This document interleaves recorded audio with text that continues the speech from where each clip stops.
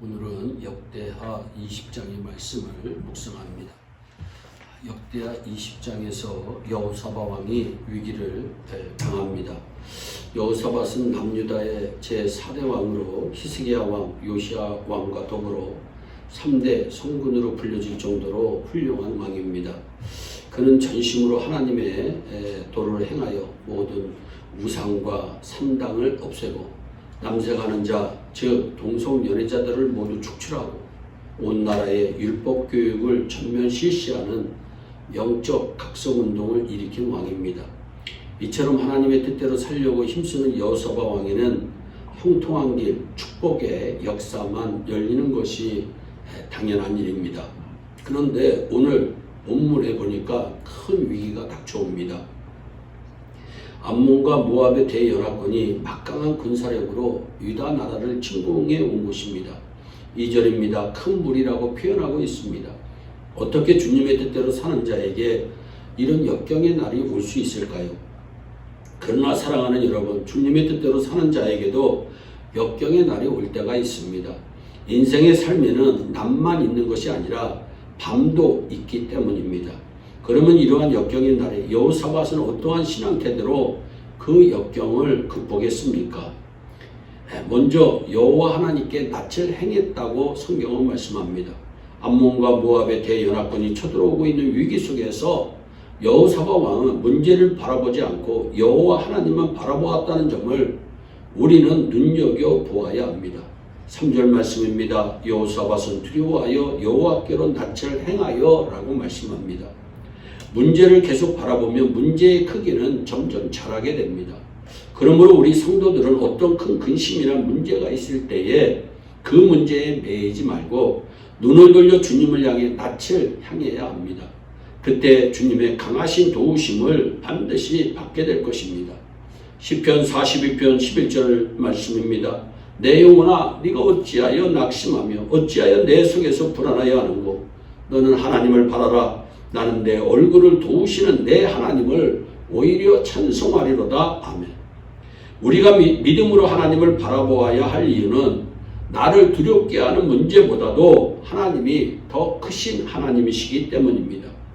또한 큰 위기를 만난 여호사밧 왕은 하나님께 간구했습니다. 여호사밧은 큰 문제, 큰 위기에서 여호와 하나님께 낯을 향하여 간구하기 시작합니다. 3절입니다. 여호사밧이 두려워하여 여호와께로 낯을 향하여 간구했다. 하나님은 우리의 간절한 기도에 응답하십니다.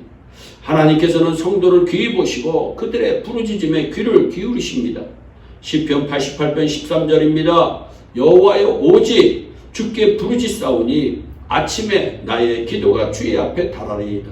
성도가 눈물로 간구하기 시작할 때 하나님의 강하신 능력이 나타나기 시작하는 것입니다. 여호사밧 왕도 나라의 큰 위기를 당했을 때 하나님께 낯을 향하며 간구합니다. 그때 하나님의 응답이 아하시엘이라는 선지자를 통해 옵니다. 15절입니다.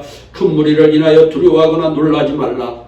이 전쟁이 너희에게 속한 것이 아니요 하나님께 속한 것이라고 말씀합니다. 그리고 17절에서 이 전쟁에는 너희가 싸울 것이 없나니 항우를 이루고서서 너희와 함께한 여호와가 구원하는 것을 보라고 말씀합니다. 과연 하나님은 여호사밧과 백성들의 간구를 들으시고 모압과 암몬의 연합군을 100% 전멸시킵니다. 또한 여호사밧 왕은 큰 위기 중에 하나님께 감사와 찬양을 올립니다. 우리가 기도할 때 반드시 명심할 것은 확신과 평안이 올 때까지 기도해야 되고 확신과 평안이 온 후에는 이루어 주실 줄을 믿고 감사하고 찬송해야 하는 것입니다. 여호사밧은 큰 문제와 위기 중에서 낯을 하나님께 향하고 간구할 때 하나님은 선지자를 통하여 응답을 주십니다. 두려워하거나 놀라지 말라. 이 전쟁이 너희에게 속한 것이 아니라 하나님께 속한 것이니 너희는 항우를 이루고서서 너희와 함께한 여호와가 구원하는 것을 보라.